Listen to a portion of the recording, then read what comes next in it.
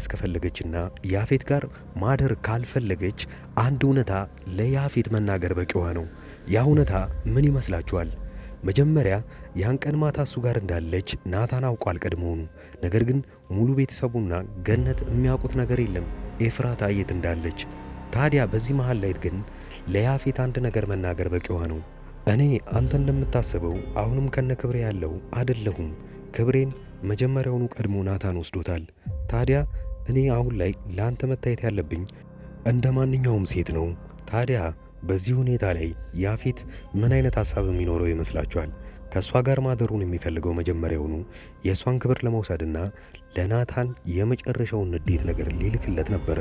ናታንም ታዲያ ያን ቀን ማታ ላይ ታዲያ ተደውሎለት ይሄን ሁላ ነገር ከሰማ በኋላ እንደው ራሱ እንቅልፍ አግኝቶ በሰላም የሚያድር ይመስላችኋል? ቀጥታውኑ ወደ ያፌት ቤት ነው የሚሮጠው። ያፌት ቤት እንደሄደ ንዴቱን መቆጣጠር ካልቻለ ብዙ ነገሮችን ሊያበላሽ ይችላል። በመጀመሪያው ደረጃ ራሱ ያፌት የሚፈልገው ናታን እንዲናደድና እንዲያብድ ነው። ይህም ሁኔታ እንዳይሳካለት እየጣረ ያለው ናታን ሌላው ነገር ደውሎለት እንኳን ሲያወራው በእርጋታ እያወራ ነው። እኔ ያፌት አንተ ምንም እንድታረገኝ አልፈልግም፣ ነገር ግን ይሄ ነገር አላናደደኝም። ኤፍራታ አንተ ጋር መሆኗና አንተ ጋር እያሳለፋችሁ ያለው ነገር ለእሷ ደስተኛ ካረጋት እኔ ሁሌም ደስተኛ ነው መሆነው፣ የእሷን ደስታ ነው የምፈልገው። ነገር ግን ከእሷ አንድ እንባ ከፈሰሰ በአንተ ምክንያት ያኔ ከነቤት ነው በቁም ማቃጠል ብሎ ዝቶበታል። ያፌት የመለሰው መልስ ግን አንተ ይህን ያህል ፈሪ መሆንን አላቅም ነበረ፣ መተታድናት አለ ብዬ ስጠብቅ ነበር፣ ይህን ያህል አትወዳትም ወይ ብሎ ላውድ አድርጎ ሲያወራ ነበረ በዛ ሰዓት። ይህኔ ታዲያ ያፌት ምንም ቢያረግ ናታን እንዲናደድ ስለነበረ የሚፈልገው ነገሩን ስልኩን ዘግቶበት የዛሬ ምሽታችንን እየደወላችሁ ባታበላሹብን ብሎ ስልኩን ይዘጋበታል። ታዲያ ከዛ በኋላ ነው ኤፍራታ የመጨረሻ ዕድሏን መጠቀም ያለባት። ድንግልና ይህን ከሆነ የምትፈልገው እኔ ጋር የለም፣ መጀመሪያውኑ በናታን ተወስዷል፣ በምትጠላው ሰው። ይሄ ከተነገረው በቂ ነው። ያፌት ሙሉ ለሙሉ ንዴቱን የሚያዞረው ወደ ናታን ስለሆነ ኤፍራታን ወደ ቤቷ እንድትሄድና ወደ ሌላ ዕቅድ እንዲዘጋጅበት የሚያደርግ ይሆናል። እሱ ደግሞ ሲጀመር በጣም በብዙ ዝና ያለው ሰው ነው፣ በጣም በትልቅ ነገር። አሁን ላይ ድንግል ያልሆነችን ሴት አገባ ከሚባል ይሄኔ ውርደት ይቅርብኝ ብሎ ሰርጉንም እስከ መጨረሻው ሊያቋርጠው የሚችልበት መንገድ ነው። ሌላ ሁለተኛ መንገድ የሚሆነው ቤዛ ከእስር ቤት ተፈታለች። ከእስር ቤት እንደተፈታች የራሷ ብቸኛ ዕቅድ የሚሆነው ሙሉ ሰዎችን ከራሷ ቤት ማስወጣትና ብቻዋን ሆና አዲስ ሕይወት መጀመር ነው። ይህን የምታደርግበትን መንገድ በእርጋታ እያሰበች ያለችው እሷ ብቻ ነች። ሌላው እዛ ቤት ውስጥ እንደገባች አሁን ላይ 3 ሆነዋል እሷን የሚያግዟት ሰዎች። ቤዛ፣ ሉሊት እና ጽዮንም አሁን ላይ ከቤዛ ጎን ነች። ከቤዛ ጎን የሆነችበት ምክንያት 2 አይነት ምክንያቶች አሉ። የመጀመሪያው የሚሆነው ማስታወስ እንደማትችል ሆና ቀርባት ይሆናል እና ያንን ነገር እውነት ከሆነ ብዙ መረጃዎችን ከቤዛ ልታገኝ ትችላለች። ነገር ግን እንደ እውነታው እሷ ኤፍራታን ጠልታት ከነበረ ኤፍራታን የጠላችበት ምክንያት ናታን ራሱን የጣለውና ብዙ ነገሮችን ንብረቶቹን ያጣው በኤፍራታ ምክንያት ስለሆነ ኤፍራታን ልትበቀላት አስባ ከቤዛ ጎን ሆናለች። ገነት እዛ ቤት ውስጥ ብቻዋን የቀረችው።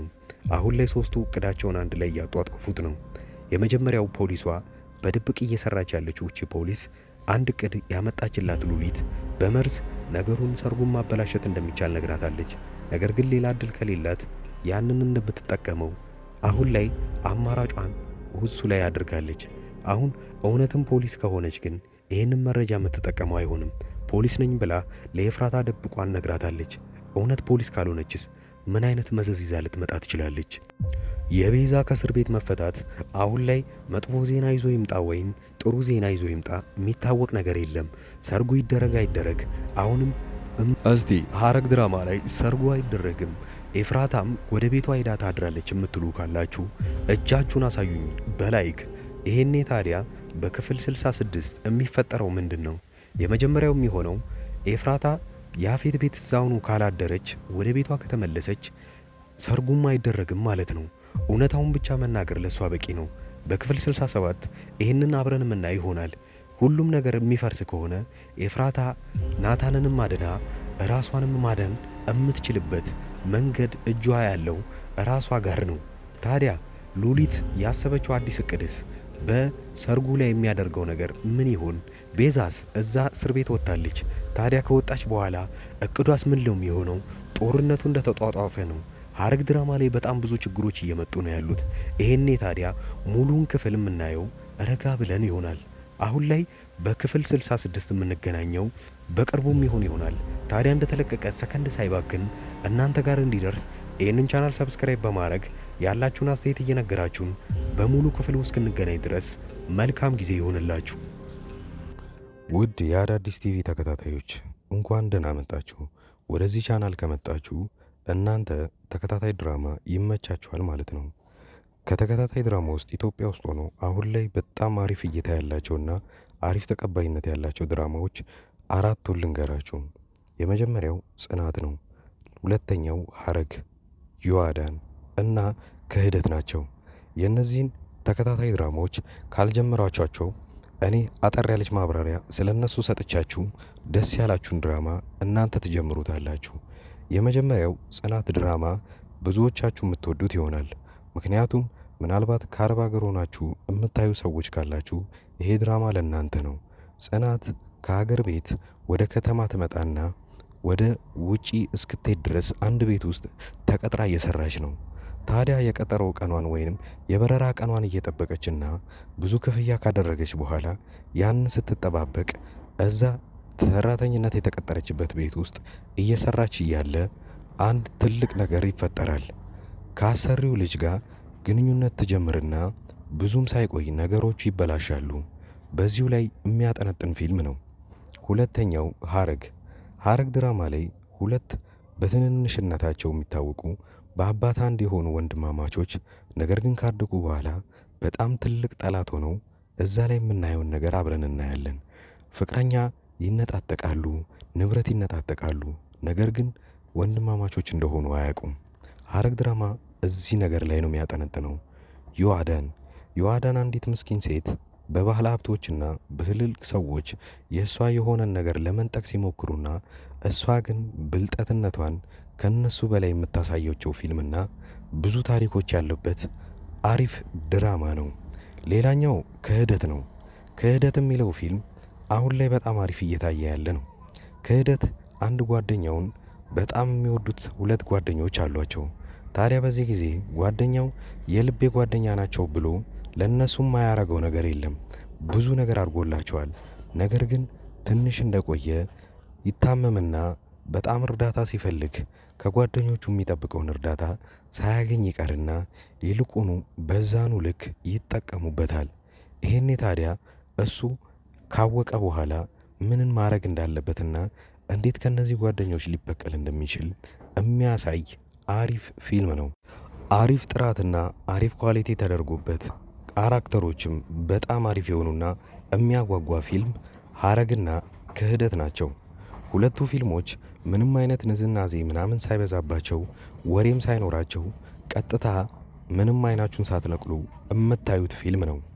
ሌላኛው ጽናት የሚለው ፊልም ታሪኩ አሪፍ ሆኖ ነገር ግን ብዙ ወሬዎች ስለሚበዙበት ምናልባት ፊልሙ ሊሰለቻችሁ ይችላል። ነገር ግን ፊልሙ እንደዛ የሚሰለቻችሁ ከሆነ እኔ በየጊዜው የእያንዳንዱን ክፍሎች እንደዚሁ አይነት በትረካ መልክና እናንተን ለጥያቄ ያተሳተፈ ለመልስም አስተያየት እንደሰጡበት አድርጌ አንዳንድ ቪዲዮ ለእያንዳንዱ ክፍል እሰራለሁ። ዮአዳን ድራማ ብዙ ሰዎቹ ስትጀምሩት በጣም አሪፍ ድራማ ነበረ። እስከ ክፍል 40 እና እስከ ክፍል 45 ያለውን ድረስ ብዙዎቻችሁ በጣም አሪፍ አድርጋችሁ ስታዩት ነበረ።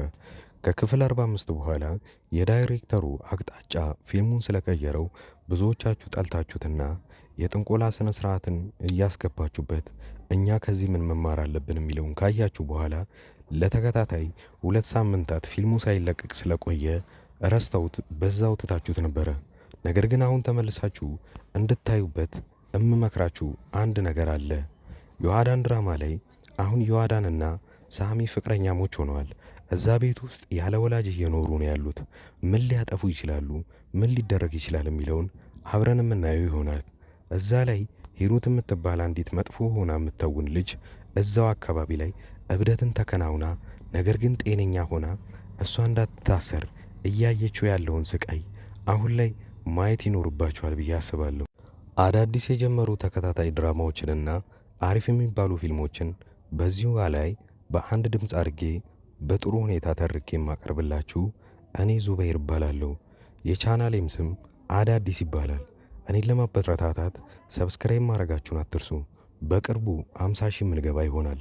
አሁን ላይ 40 ቤት እንዳለን አትርሱ።